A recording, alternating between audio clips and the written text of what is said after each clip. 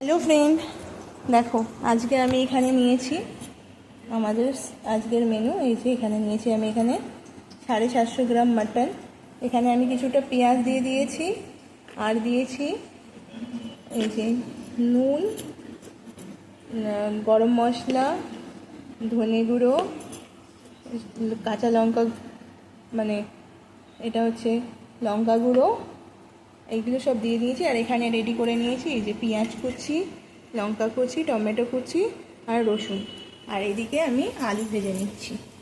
আর এখানে আমি দিয়েছি এই যে এই পেস্টটা, গার্লিক পেস্ট একটু দিয়েছি, আর অল্প একটুখানি জাস্ট ভিনিগার দেবো। আর এই দেখো এখানে আছে আদা। এই সবটা দিয়ে আমি এটাকে এখন ম্যারিনেট করে নেবো।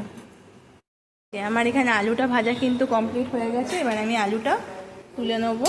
আলুটা দেখো লাল লাল করে ভেজে নিয়েছি। এবার আলুটা তুলে নেবো। ভাজার তেলেই আমি এই যে দিয়ে দিচ্ছি কিছুটা কিন্তু পেঁয়াজ। কিছুটা পেঁয়াজ আমি এখানে ভেজে নেবো লাল লাল করে। আর এদিকে আমি কিন্তু কিছুই মিক্স করব না। এদিকে রসুনটা আর আদাটা আমি এখানে একটু কুটে নেব। এই যে আদাটাকে আমি করে নিয়েছি এরকম, আর এখানে এই যে রসুনটাও করে নিয়েছি এরকম, রসুনটা করে নিয়েছি। ব্যাস, এবার এটার মধ্যে একে একে সমস্তটা দেব। টমেটো দিয়ে দিয়েছি, ওই এবার পেঁয়াজটা দিয়ে দিচ্ছি,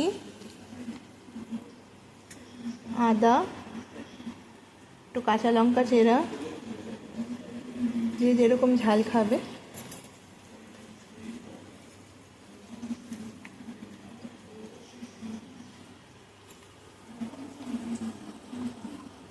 দিয়ে দিচ্ছি রসুন এখানে।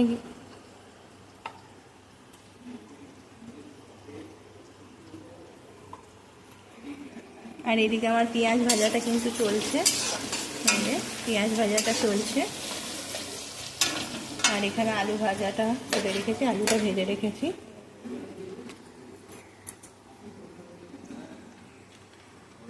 এবার এর মধ্যে দেবো অল্প একটু ভিনিগার।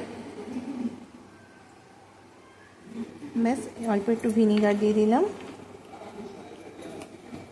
আর দেবো অল্প একটু সয়া সস। এটা না দিলেও হয়, বাট আমি একটুখানি দিই, তো টেস্টটা ভালো লাগে। এবার আমি এটাকে ভালো করে ম্যারিনেট করব মাংসটাকে।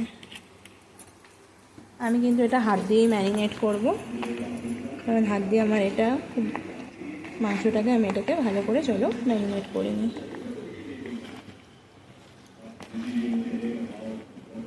মাংসটা আমি কিন্তু এখানে ম্যারিনেট করে রেখে দিয়েছিলাম 10-15 মিনিট।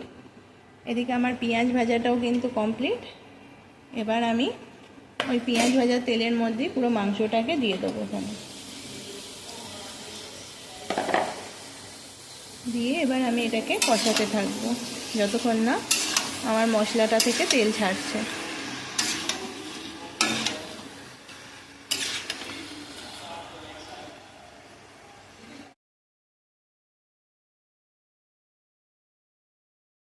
দেখো আমি কিন্তু একটু ঢাকা দিয়ে 5 মিনিট কষিয়ে নিয়েছি। দেখো কতটা জল বেরিয়েছে মাংসটা থেকে। এর ভেতরে কিন্তু আমি এখনো পর্যন্ত একটুও জল দিইনি। তো চলো এটাকে আরও কিছুক্ষণ কষাবো। যেহেতু আমার আলুটা আগে থেকে ভাজা আছে, আমি এখন আলুটা দিচ্ছি না।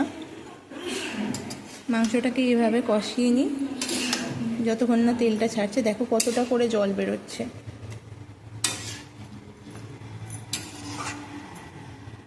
দেখো আমার এটা কিন্তু এই পর্যায়ে এসে গেছে। এই যে এবার কিন্তু আমি এখানে এই ভাজা আলুটা এখানে দিয়ে দেবো। আমি শুধু এই মাংসটা 10 মিনিট মতো কষিয়েছি। এবার এই আলুটা দিয়ে আবার কিছুক্ষণ আমি কিন্তু কষাবো এটাকে। যত এটা কষাবে তত টেস্টটা এটার ভালো আসে।